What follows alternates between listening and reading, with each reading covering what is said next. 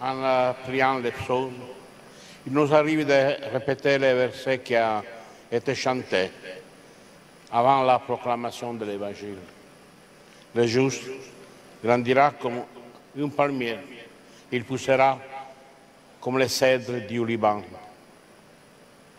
Le palmier a une caractéristique, son tronc est long et dépouillé, mais il est élevé vers le ciel et précisément à son sommet il offre aux nomades qui cheminent dans le désert ses fruits savoureux. Ainsi doit être le juste, source de paix et de vie pour ses frères. Quand il marche dans le désert, c'est-à-dire dans les difficultés de la vie. Il y a ensuite la seconde comparaison qui parle du cèdre du Liban. Et au moins pour moi, chers frères et sœurs, pour moi qui arrive de Rome, cette image a un effet tout particulier. Le cèdre resplendit par sa majesté, par la splendeur verdoyante de sa ramure et par la qualité de son bois. Dans la relecture chrétienne, il représente les croyants bien plantés dans la maison de Dieu. L'Église qui verdoie pour apporter soulagement à ses frères. Quand le pape Benoît est venu ici au Liban, il rappela que l'intérieur du temple construit par Salomon était aménagé avec du bois de cèdre, le cèdre du Liban.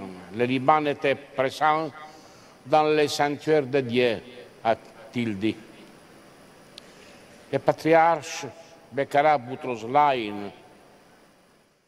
par qui il était présent, et que j'ai celui qu'on a fraternel affect avec les patriarches, les archevêques, l'évêque, tous les prêtres présents, les fidèles. Le patriarche Bekkara s'en souviendra parce qu'il était présent.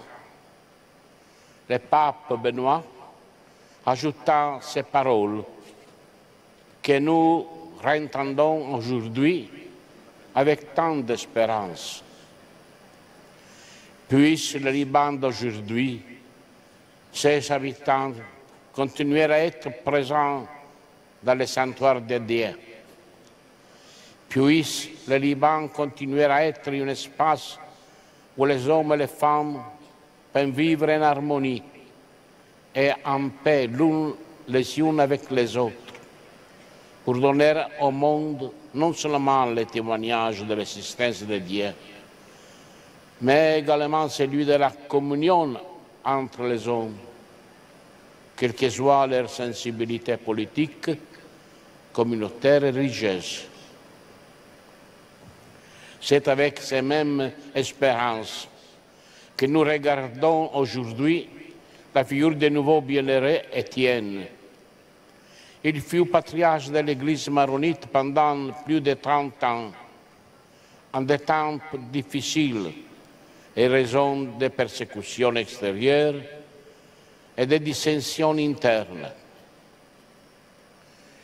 Pendant toutes ces années, on peut dire qu'il ne connaîtra pas un seul jour tranquille de sérénité.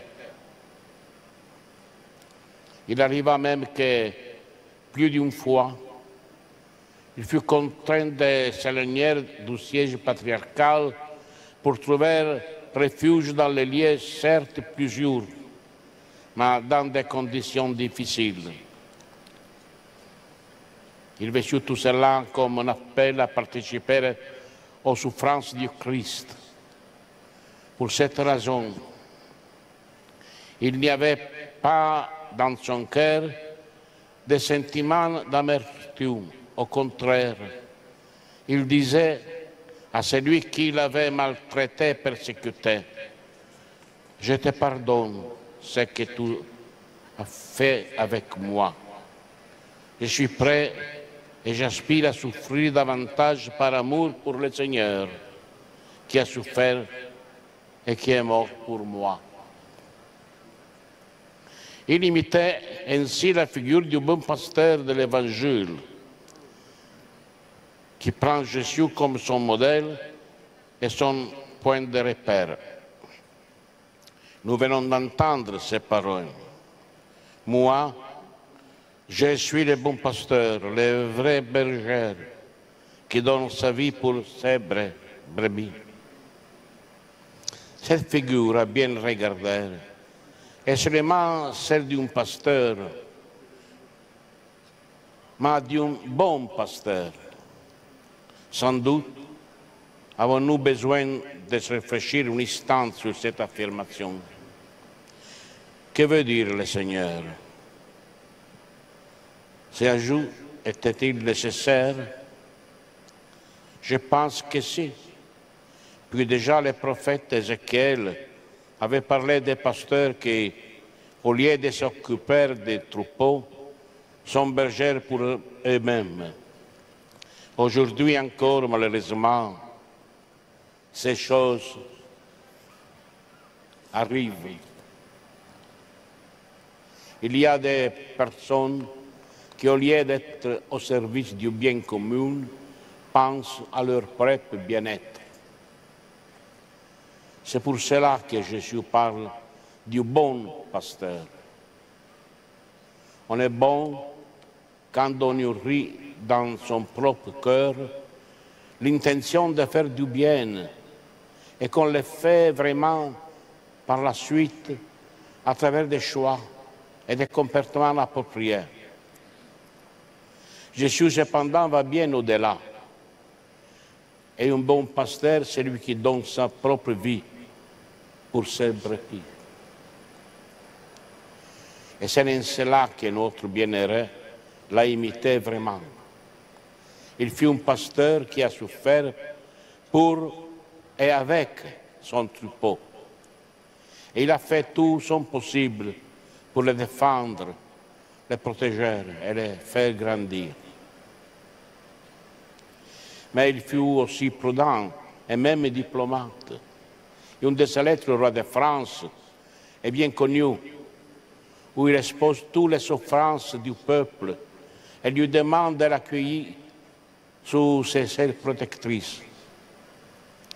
Et il y a encore un autre aspect pour lequel les bienheureux Étienne méritent que l'on se souvienne de celui. Et c'est un aspect qu'aujourd'hui, dans l'Église, est d'une grande actualité. L'aspect œcuménique.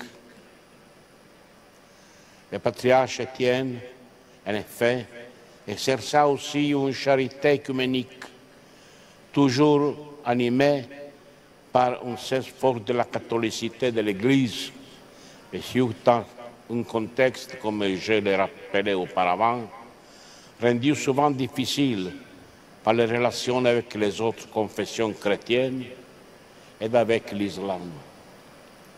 L'exemple qui nous vient de lui sont donc ceux qui regardent la charité pastorale, l'amour de sa propre Église, le sens de la fraternité catholique.